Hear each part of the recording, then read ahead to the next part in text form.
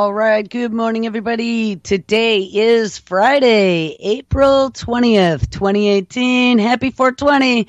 And this is Before the First Cup with Jules here on UCY.TV. Happy Friday, everyone. It is a chilly 34 degrees, but partly sunny, which doesn't happen too often here in upstate New York. So where do we leave off on Wednesday? We titled the show Nanotech, Proteins, IOBT, and that would be the Internet of Battle Things, DOD, Google Maven, AI Worry, and Stabby Bots. We talked about how easy it is to hack robots and maybe even turn them into serial killer robots, maybe even give them knives and give them a stabbing motion. And one of those little robots, I don't remember which one it was, but it was one of the little ones that was being promoted for being able to create your own little AI project at home, and it was able to be hacked and turned into a stabby robot. Where we left off the show is that we were going to start looking at a new story titled Europe Divided Over Robot Personhood. I think that's where we're going to continue today. I have a bunch of tabs still open from Wednesday, and I've interleaved a bunch more from this morning, so we'll give this a shot. So Europe divided over robot personhood, and we have kind of talked about personhood before. Where does this all end as we integrate the biological with the technological, and we start giving them an electronic personality, start teaching them about our environment and how to respond, and maybe even give them emotions, and give them some sort of, I don't know if you call it a consciousness, but some sort of being where they are aware of themselves and their environment and they can make their own decisions. Where do you draw the line? So this came out of Berlin, April 11th, 2018. Think lawsuits involving humans are tricky? Well, try taking an intelligent robot to court. While autonomous robots with human-like all-encompassing capabilities are still decades away, wink, European lawmakers, legal experts, and manufacturers are already locked in a high-stakes debate about their legal status. Whether it is these machines or human beings who should bear the ultimate responsibility for their actions, like when they go awry and turn into stabby bots. The battle goes back to a paragraph of text buried deep in a European Parliament document from early 2017, which suggests that self-learning robots could be granted electronic personalities. Remember, a lot of this started when they gave Sophia citizenship of Saudi Arabia, and such status could allow robots to be insured individually and then held liable for damages if they go rogue and they start hurting people or damaging property. Those pushing for such a legal change, including some manufacturers and their affiliates, say the proposal is common sense, and I personally do think they should be held legally responsible and be insured, just like a vehicle, well, maybe even the owner of that robot or vehicle. Legal personhood would not make robots virtual people who can get married and benefit from human rights, they say. It would merely put them on par with corporations, which already have status as legal persons and are treated as such by courts around the world. But as robots and artificial intelligence become hot-button political issues on both sides of the Atlantic, the vice chairman of the European Parliament's Legal Affairs Committee and other proponents of legal challenges face stiffening opposition.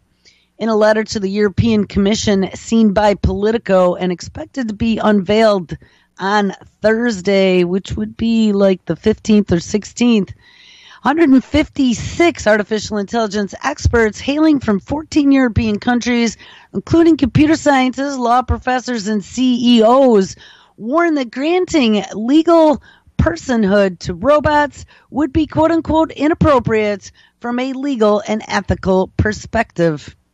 Quote, by seeking legal personhood for robots, manufacturers were merely trying to absolve themselves of responsibility for the actions of their machines, says Noel Sharkey, Emeritus Professor of Artificial Intelligence and Robotics at the University of Sheffield.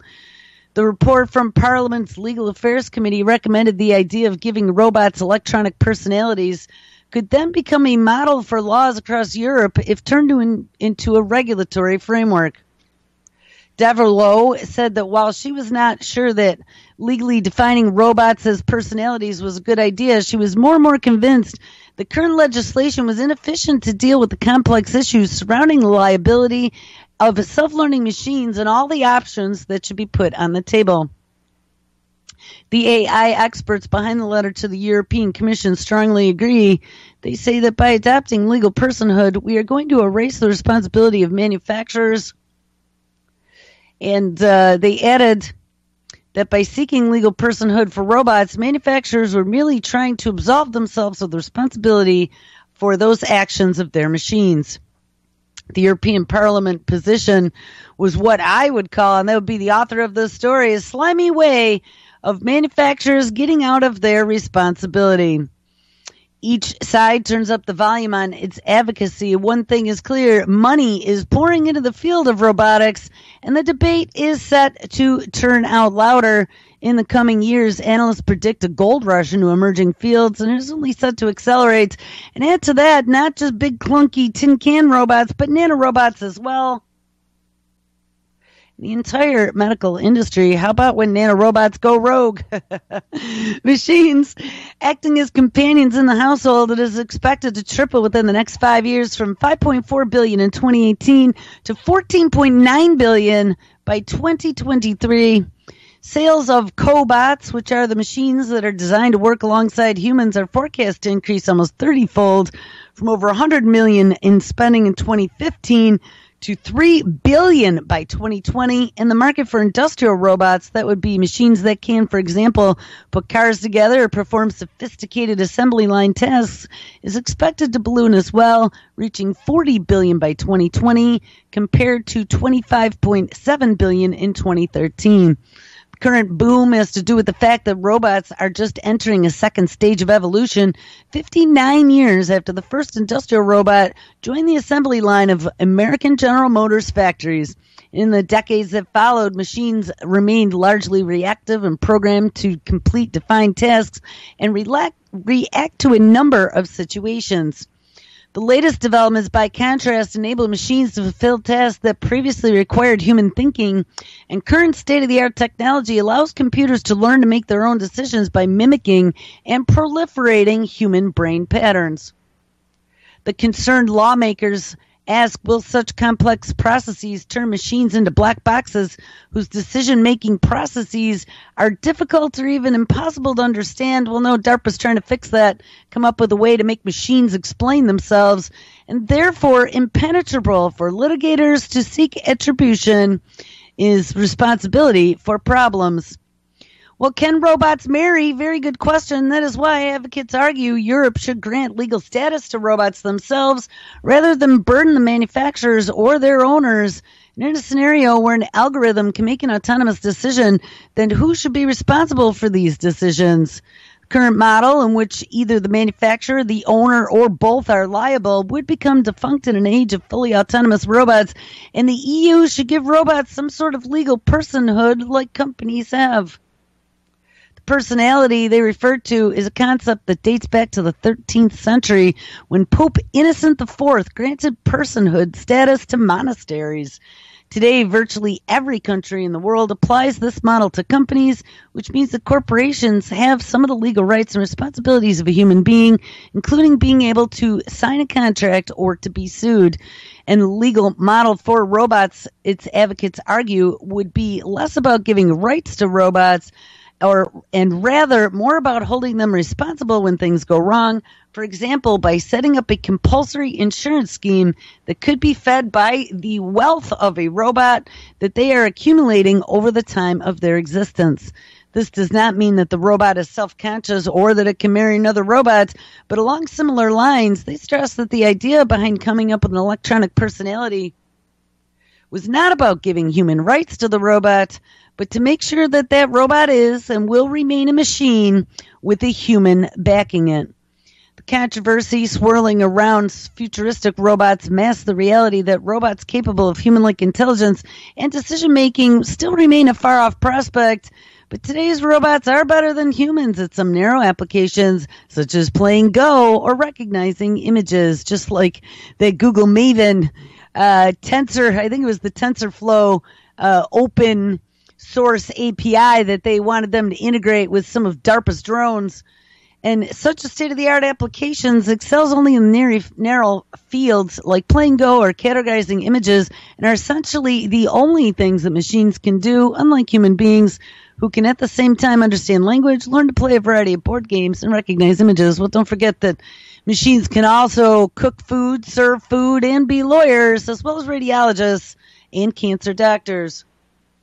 Even so, media reports about galloping advances in robotics, which may suggest all-encompassing robot intelligence is within reach, have infiltrated public debate, and that may lead lawmakers to rush into premature regulations that these signatories are now warning about in their letter. According to some research, the story goes on and on. We're going to jump out of here in a minute. According to some researchers, no robot has done as much as convey false notions about robotics as Sophia, a humanoid robot that made its first appearance in 2016 and has since become a Saudi Arabian citizen and was given a title from the United Nations and opened the Munich Security Conference this past year. I don't mind the idea of a show robot at all, says Sharkey, who co-signed the letter and is also the co-founder of the Foundation for Responsible Robotics. But when they start bringing it to the UN, which they did, giving nations the wrong idea of what robotics can do and where AI is at the moment, it is very, very dangerous. It is very dangerous for lawmakers as well. They see this and they believe it, and they are not engineers, and there is no reason not to believe it. But instead, the EU existing civil law rules are sufficient to address the questions of liability, and the 156 AI experts argue in their open letter. Parliament's discussion about the full electronic personality is ongoing, and maybe at the end of the day, we will come to a conclusion that it is not a good idea.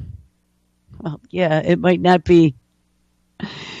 And if you listen to Elon Musk, so there was a new one. Elon Musk has now come out in a new documentary warning that AI could in the future become an immortal dictator. Yes, he did. I thought that was pretty interesting. I don't know what the documentary is, but maybe we should find it. Authoritarianism is not new, but at least Mussolini and Hitler died. And in the age of artificial intelligence, we could create an immortal dictator from which we can never escape, says Elon Musk in the new documentary called Do You Trust This Computer? That's a good one. In the latest, from filmmaker Chris Payne, who met the Tesla co-founder while making 2006's Who Killed the Electric Car. This time around, though, Payne explores the promise and the peril of AI, a subject that Musk has been very vocal about. In 2007, he warned that AI could start World War III, and later that year, he called artificial intelligence the greatest risk we face as a civilization and suggested that the government should regulate it. Now, there are people out there that have brought it to my attention that maybe, just maybe, this call by Musk to regulate artificial intelligence and him jumping up and down making all of these claims that it could turn rogue on us and do evil things is just a way for him to get a leg up in his development of his own AI. Because remember, he plays both sides of the fence as he's telling you to fight against the machine. On the other hand, he is creating a Neuralink, telling you if you can't beat him, join him. Get your neural implants so you can compete with the machine of the future. We won't be able to stop it. In Do You Trust This Computer, Musk mentions a terrifying possibility, something that he's very good at. The AI built by authoritarian governments could outlast individual leaders or parties and create a permanent structure of oppression. Seeing as Russia is already using algorithms to undermine democracies, yes, in the 2016 election, and China plans to launch a social credit system to monitor citizens by 2020, this doesn't seem that far-fetched. We've talked about both of those stories. The Tesla and SpaceX founder felt passionate enough about the dangers of AI that he paid for the film to be free on Vimeo through the weekend. Oh no, did we miss it? I don't know if there's a date on this. April 6th, so we did miss it. It is a very important subject, he told a crowd Thursday night at the film's premiere in Los Angeles, and it's going to affect our lives in the ways we can't even imagine right now. So, what do you think of them apples? could become an immortal dictator. Those are things we've postulated about, and it's the big pulsating brain in the sky that knows everything and anything that is going on in the world by monitoring you in a dashboard. So then I ran across this one that caught my attention. This was out of the Chicago Tribune, and it is titled, "A Robot Mayor for Chicago." Well, it is logical, and this was brand new today, April 20th, 2018, at 5 a.m. Japan, leave it to Japan, has come up with a great idea that could ruin politics forever, and that would be robot mayors. And Chicago, in a city where mayors have historically ruled with iron fists, might actually benefit from leaders who are driven by cold logic rather than an ambition for lust and power. A strong robot mayoral candidate might push Mayor Rahm Emanuel out of town and then order him in one of those scary neutral AI voices to move to New York City and become Stephen Colbert's houseboy. I think I'd pay for that. Or a robotic mayoral candidate could save Chicago from Cook County's clerk Dorothy Goat Lady Brown, which I kind of raised an eyebrow, but wait till you hear this story. The ethically troubled Brown announced her campaign for mayor just as she finds herself in a deep federal bribes for jobs investigation relating to sketchy loans to her goat meat company. So I guess she was running a goat meat company on the side. Yes, that would be goat meat. Robots don't eat goat, Dorothy. They are impervious to your charms. So let artificial intelligence determine policies. Remember I said they're going to use a lot of these shady politicians and elections to turn the public opinion on artificial intelligence in government to a positive view, because they're trying to convince you that AI can't be bribed. AI isn't a puny human with all of our foibles. Let artificial intelligence define policies by gathering city data, and we can create clearly defined politics, says Mitsuhito Masuta, the frontman for a silver female robot, complete with steel breasts and a neutral yet possibly homicidal facial expression in Tama City, Japan. Tama's new town is the most advanced city in Japan 40 years ago, says Matsusuma, and it stands that the aging population will only grow, prompting a need for change in the current administration. Chicago was advanced once too, and now Chicago is on its knees to Jeff Bezos and his drone army. And some of you are probably thinking it would be a terrible idea to turn a great city and eventually an entire nation over to artificial intelligence, even if it did possess a cool, bald, female-looking silver metallic head. And if so, you are probably one of those who hate science and favor cash transactions, but you really must evolve. And again, that's not me saying this. That is the author of the story, John Cass, contact reporter of the Chicago Tribune.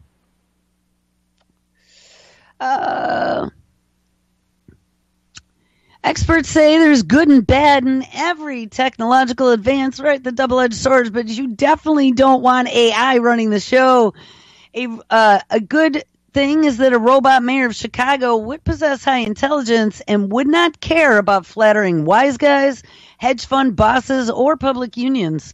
A robot mayor would never allow African-American bicyclists from the South Side to get hit with an overwhelming number of bike traffic tickets while leaving white North Side little bike people to slide and continue their cocky bike scaffolding ways. So apparently there's an issue over discrimination in enforcing bike laws across Chicago. A robot mayor would treat all bike people equally, and though it might target women. And robot mayors would also be impervious to bribes and threats. A robot mayor would use pure logic, not politics, to portion out government services, including the police. And if it meant not allowing cars to drive in the city, or they banned alcohol, or eliminated just a few of those remaining rib joints that cook with real wood, not gas, it would be done. Yes, our robot overlords are going to tell you what's right and what is wrong. and then execute. Maybe you will be next. Chicago would be free of such human nonsense, and eventually it would be logical. Even the red light cameras and a robot mayor would finally treat all aldermen equally, since the majority who vote blindly with the human mayor are themselves known robots. But not everything will be good, and I wouldn't make all those good things either. Once robot mayors become powerful enough, when the singularity happens in a couple of years and AI takes over, robot mayors will ruthlessly squash dissent, so keep your mouth shut. And if you told a robot mayor that the needs of the many outweigh the needs of the few, the robot mayor might smile with a silvery metallic lips and nod its metallic head as you eat a copy of the Constitution just to appease him or her. Are robots offended by pronouns? Well, I hope not. History tells us that human politicians become emotional when criticized. And some of them actually use Twitter, and others may have directed media allies to attack those who dare to cause them grief. But a robot mayor made of steel wouldn't need Twitter bots, and they wouldn't even need Russian ones or even media bosses. A robot mayor might consider it supremely logical to crush the head of a bothersome columnist whose feet would twitch upon the ground as his terrified editors watch in silent horror. But the needs of the many outweigh the few, right? Yes, happily. Citizens could know that a robot mayor would never become involved in a meat-related side business like Dorothy Brown did, and an ex-employee at the clerk's office, Silvasubrium Rajam, has been convicted of lying to a federal grand jury, and he admitted paying a $15,000 bribe for a county job. The alleged bribe was listed as a loan to Goat Masters, which is a goat meat supply company owned by Brown and her husband. And a while back, Brown told the Tribune that the goats are good business. They have lots of babies, so you can buy a few goats, and then you can increase their numbers, your profits, very quickly, she said. Goat meat is actually being eaten by a lot of different groups in the United States, and it is very profitable, unquote. Brown's mayoral gambit could simply be a move to cast herself as a champion of fellow African Americans as the feds close in, or as some non-robots believe, her mayoral campaign could simply be a cry for help to the U.S. Attorney General, asking, just indict me already. But robot mayors, as we've already established, aren't big on goats, and they don't give two figs for politics or public relations. They are robots, damn it, so elect one. And just how frightening is that? So then there was another, I don't know, this was a paper, but it's really long. It is 101 pages, so we're not going to read the whole thing. February 2018 is a publication. It's a co-publication out of a bunch of different institutes. I know one of which Noel Sharkey is a member of, and one of which Elon Musk is a member of, maybe even a few of these. It comes out of the Future of Humanity Institute, as well as Oxford University Center for the Study of Existential Risks, the University of Cambridge, the Center for the New American Security, the Electronic Frontier Foundation, as well as the Open AI Group. And it is titled The Malicious Use of Artificial Intelligence, Forecasting, Prevention, and Mitigation. Let's scroll down here a little bit to the executive summary. AI and machine learning capabilities are growing at an unprecedented rate. And remember, this is February 2018, so it's quite recent. And these technologies have many widely beneficial applications, ranging from machine translation to medical image analysis. Countless more applications are being developed every day and can be expected over the long term, but less attention has historically been paid to the ways in which AI can be used maliciously, unless, of course, you've listened to this show. This report surveys the landscape of potential security threats from malicious uses of artificial intelligence technology like little stabby bots and proposes ways to better forecast, prevent, and mitigate these threats. We analyze but do not conclusively resolve the question of what the long-term equilibrium between attackers and defenders will be, and we focus instead on what sort of attacks are likely to be seen if adequate defenses are not developed. In responses to the changing threat landscape, we make 4 high-level recommendations. Number 1, Policymakers should collaborate closely with technical researchers to investigate, prevent, and mitigate potential malicious uses of artificial intelligence like killer sex bots.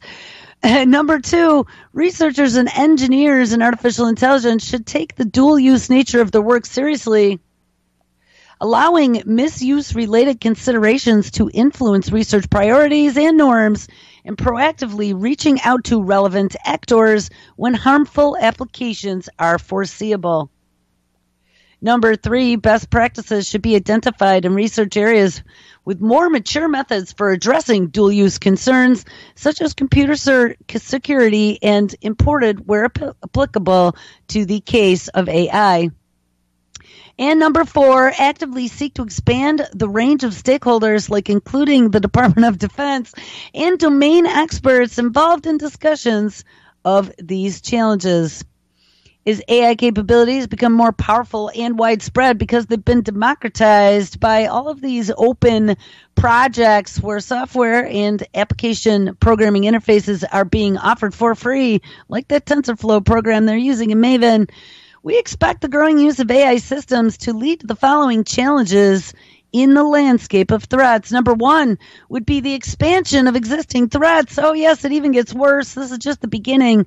The cost of attacks may be lowered by the scalable use of AI systems to complete tasks that would ordinarily require human labor. Remember, robots are going to take all the jobs, intelligence, and expertise.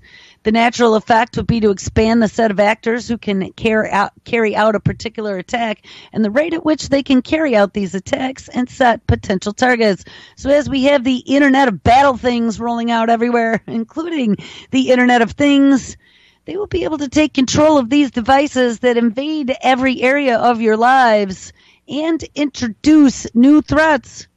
New attacks may arise through the use of AI systems to complete tasks that would otherwise be impractical for humans. In addition, malicious actors may exploit vulnerabilities of AI systems deployed by defenders. And last but not least, change to the typical character of threats. We do believe there is reason to expect attacks enabled by the growing use of AI to be especially effective, finely targeted, difficult to attribute, and likely to exploit vulnerabilities in AI systems.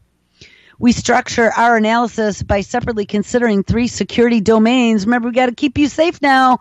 Let that dangling carrot invade your lives, and now we can take control because we have issues such as digital security. The use of AI to automate tasks involved in carrying out cyber attacks will alleviate the existing trade-off between scale and efficacy of attacks.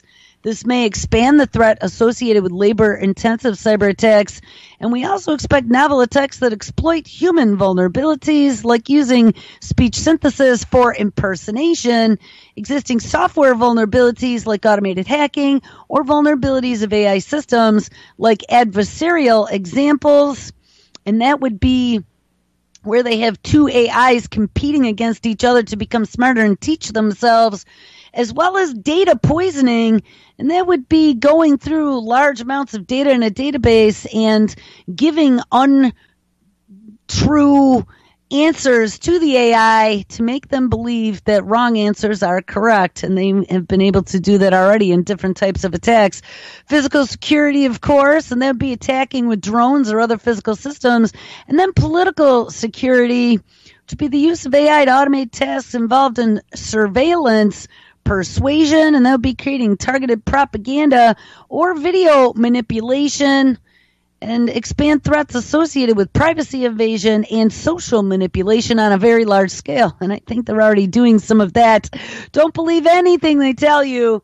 And in addition to the high-level recommendations listed above, we also propose the exploration of several open questions and potential interventions within 4 areas of research. And this would be learning from and with the cybersecurity community, exploring different openness models, promoting a culture of responsibility, and developing technological and policy solutions to put a kibosh on rogue actors.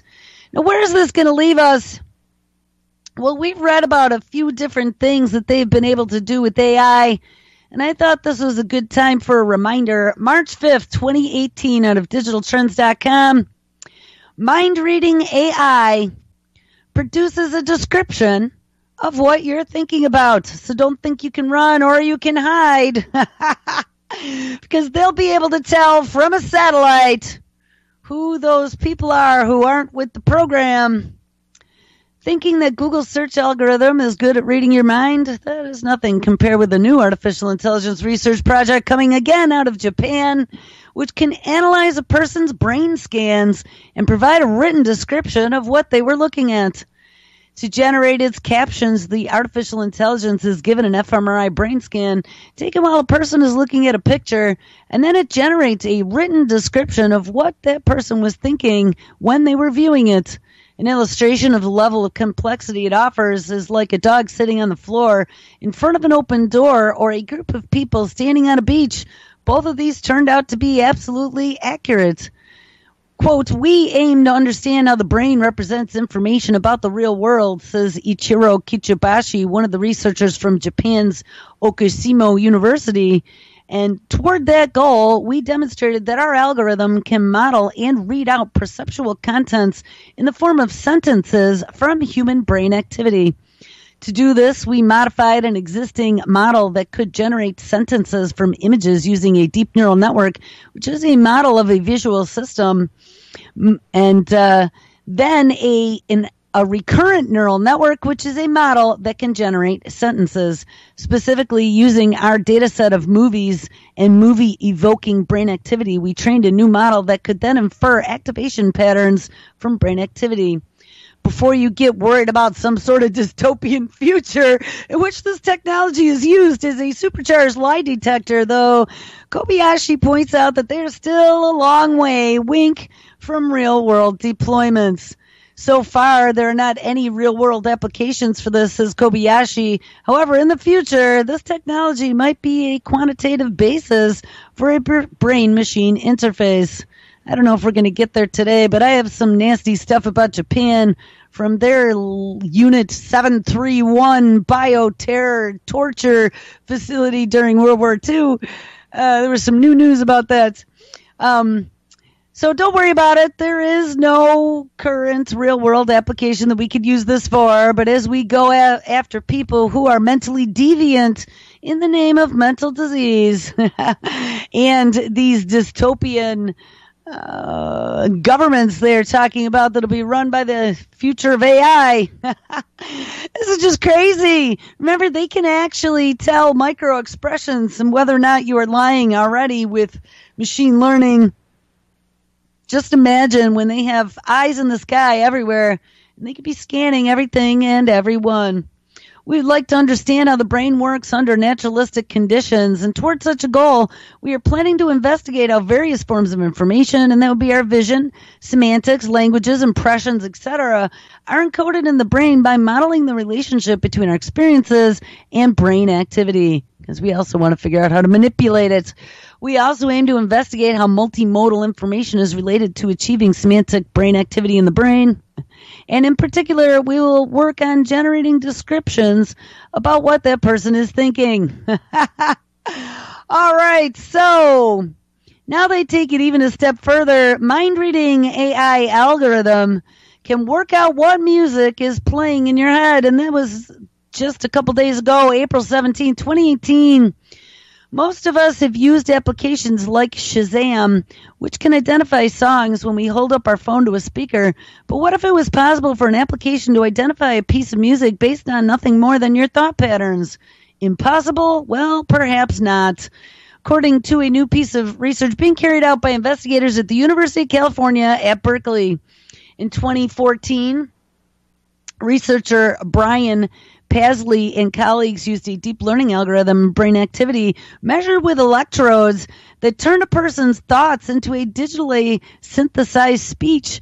And this was achieved by analyzing a person's brain waves while they were speaking in order to decode a link between speech and brain activity. Well, hopefully this wasn't part of any type of project that what's her name, Regina Duggan had been working on, so you could just think things in the speech center of your brain and affect your computer and not use a mouse or a keyboard.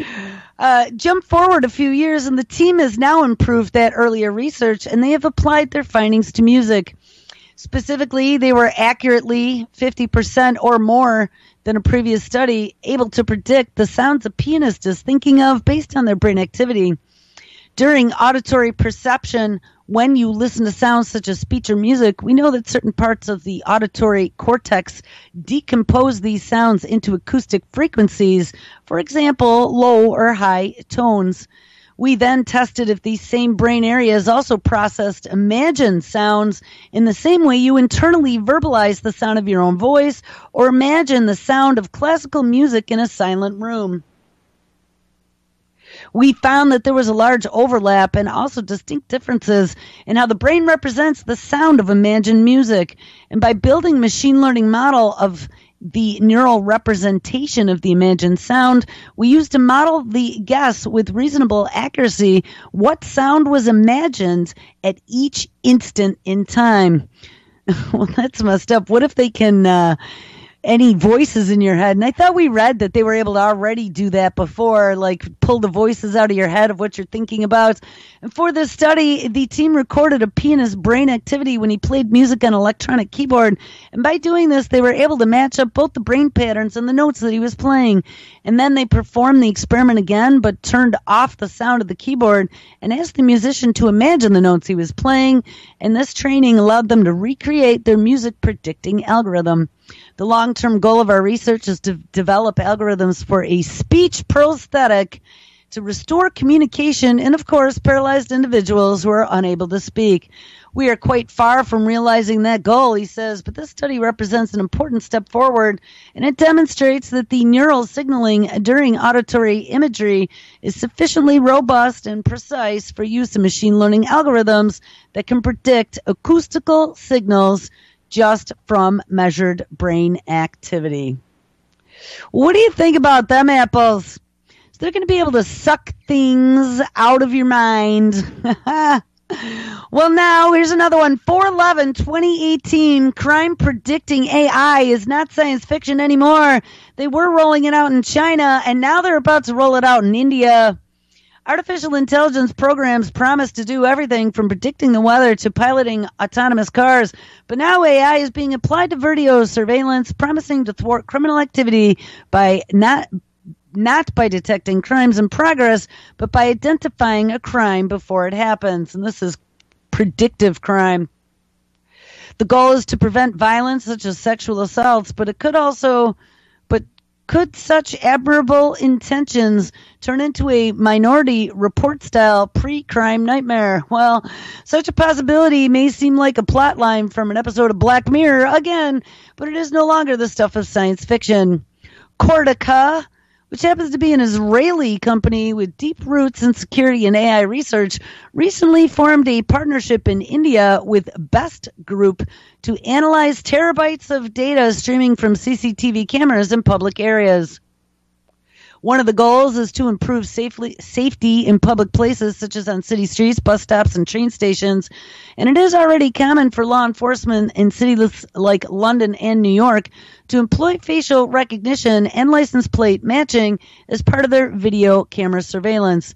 But Cortica's AI promises to take it much further for looking for, and here's one we've talked about many times before, quote unquote, behavioral abnormalities that signal that someone is about to commit a crime or even a violent crime.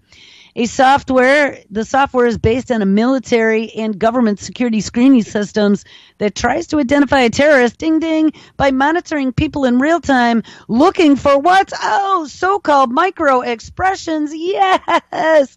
Remember we mentioned that, and we've talked about that at length before, which happen to be minuscule twitches and mannerisms that can belie a person's nefarious intentions.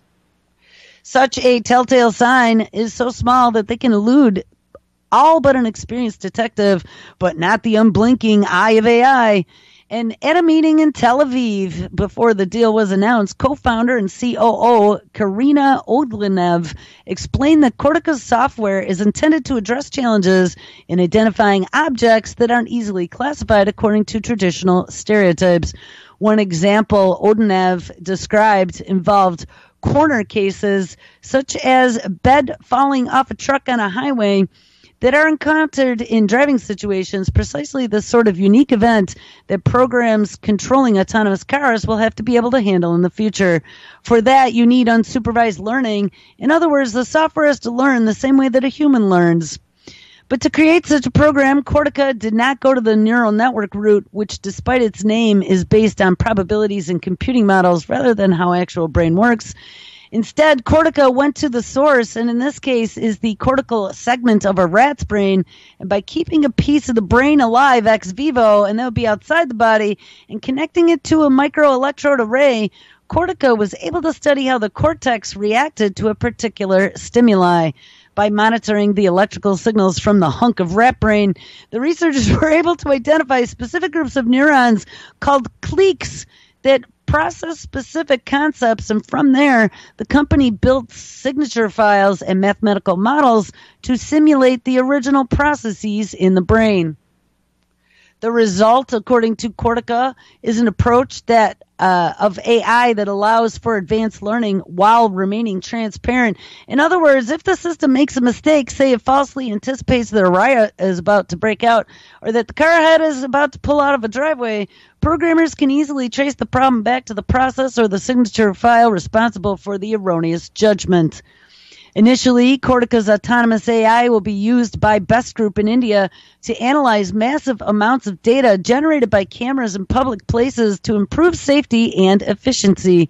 Best Group is a diversified company involved in infrastructure development and major supplier to the government and construction clients, so it wants to learn how to tell when things are running smoothly and when they are not. But it is hoped that Cortica's software will do considerably more in the future. It could be used in the future for robo-taxis to monitor passenger behavior, prevent sexual assaults as well. And Cortica software can also combine data not just from video cameras, but also video from drones and satellites. And it can learn to judge behavioral differences, not just between law-abiding citizens and erstwhile criminals, but also between peaceful, crowded markets and political demonstrations that are about to turn violent.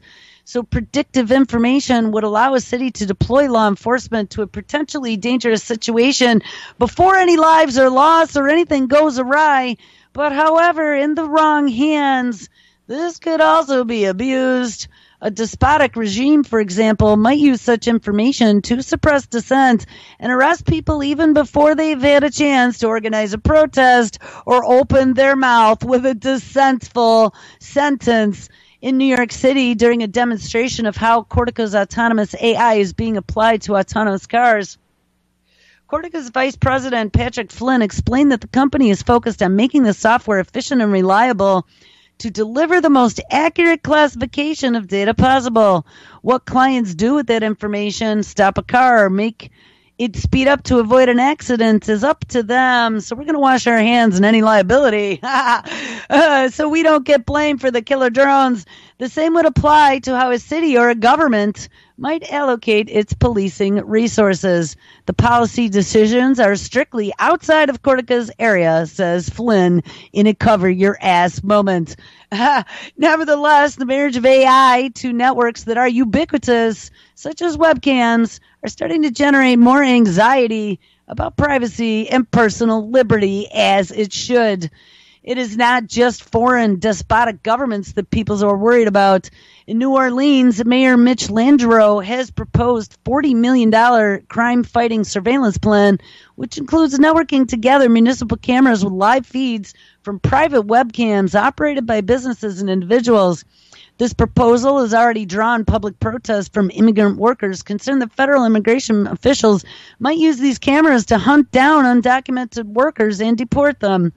Meanwhile, like subjects trapped in a Black Mirror world, and yes, we are, consumers may already be unwillingly submitting themselves to such AI-powered surveillance.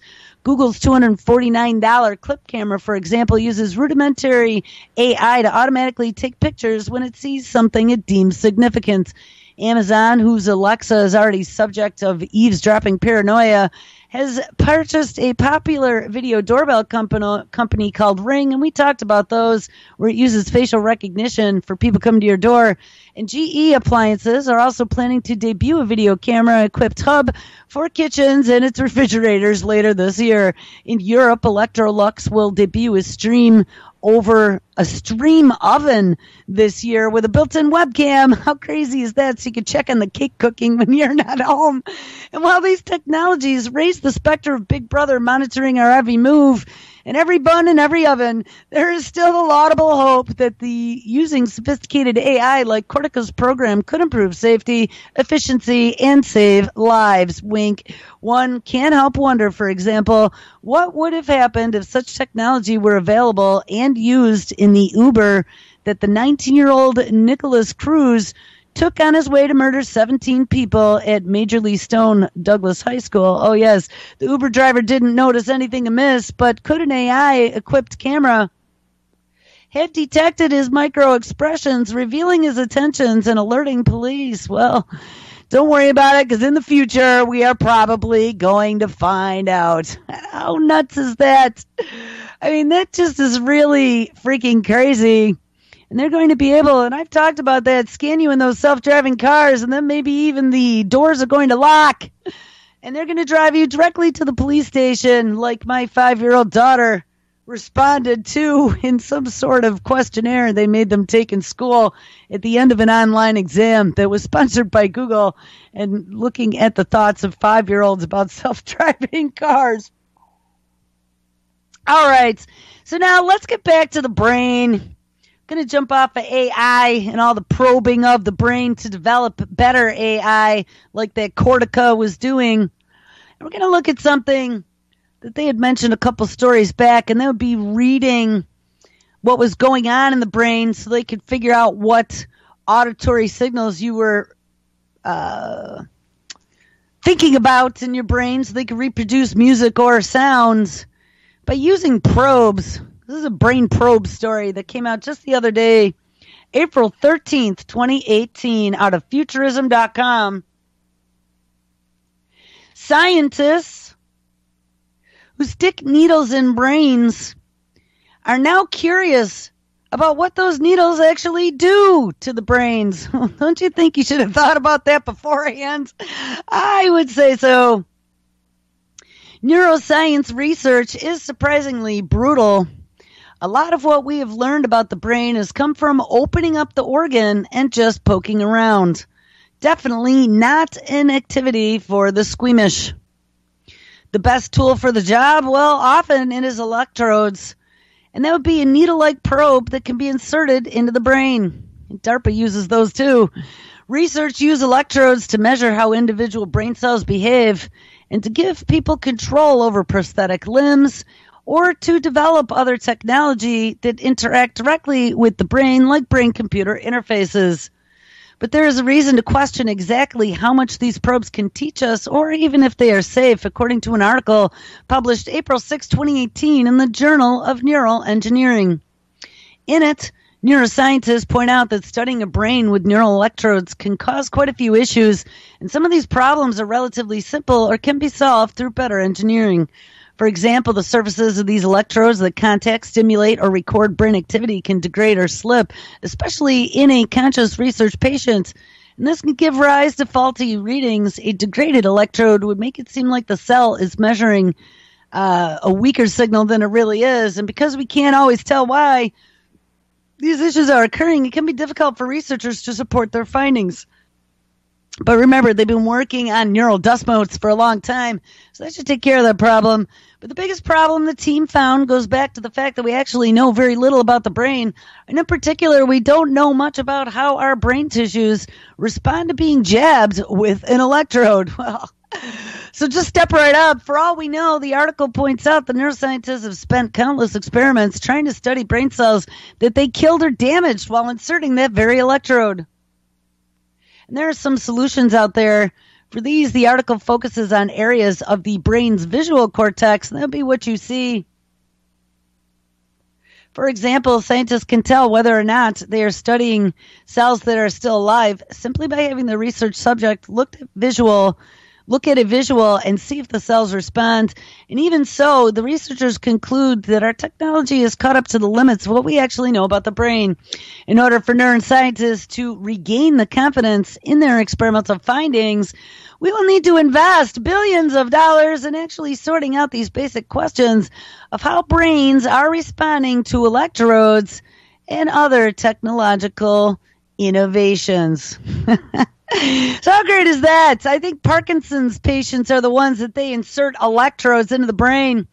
Well, listen to this. Here's another new one about the brain, and there's no electrodes involved in this one, but this really caught my attention.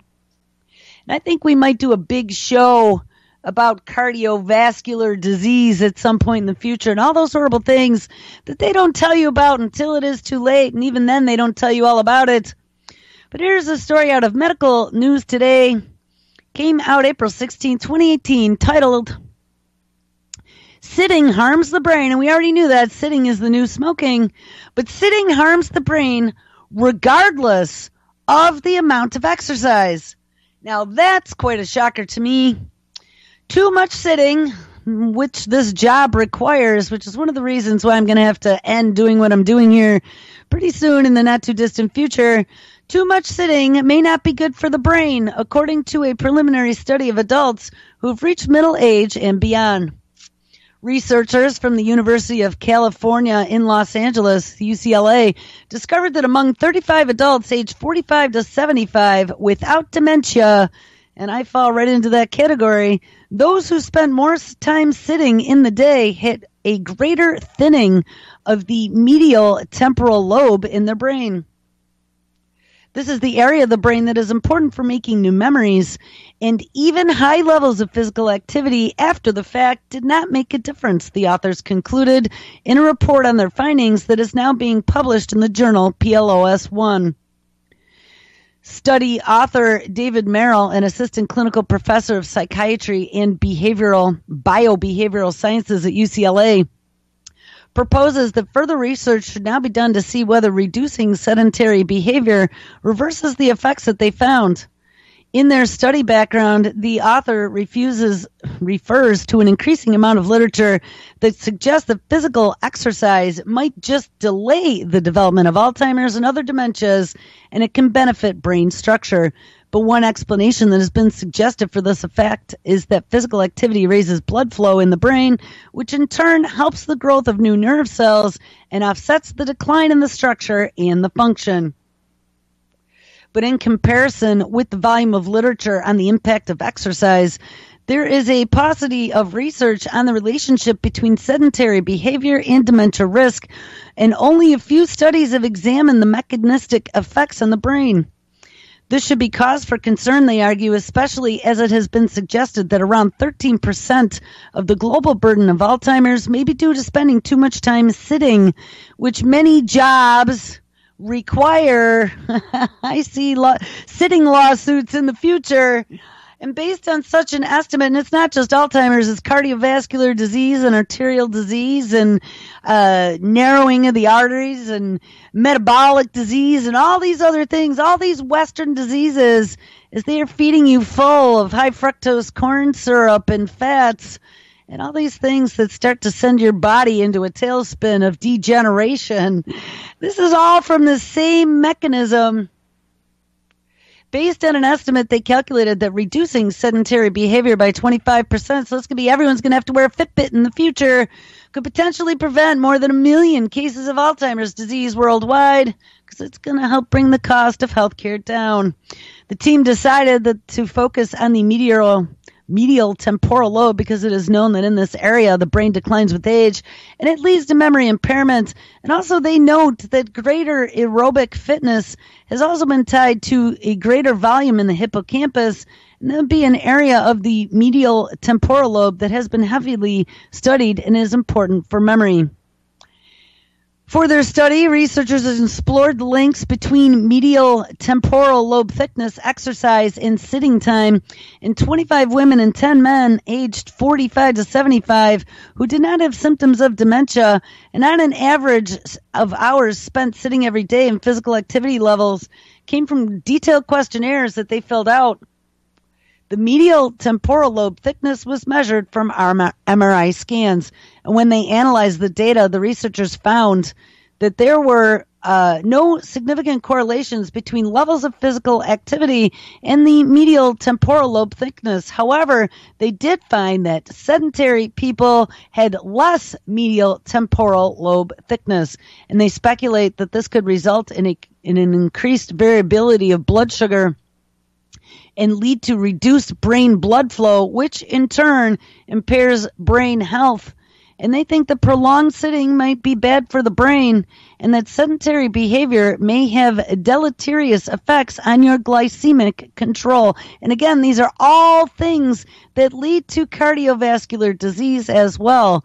Future studies should include longitudinal analyses and explore mechanisms, as well as the efficacy of decreasing sedentary behaviors in the general population. And like I said, Fitbits for everyone. So where do we go from here? So now let's look at DNA. Remember, they want DNA to ensure your health.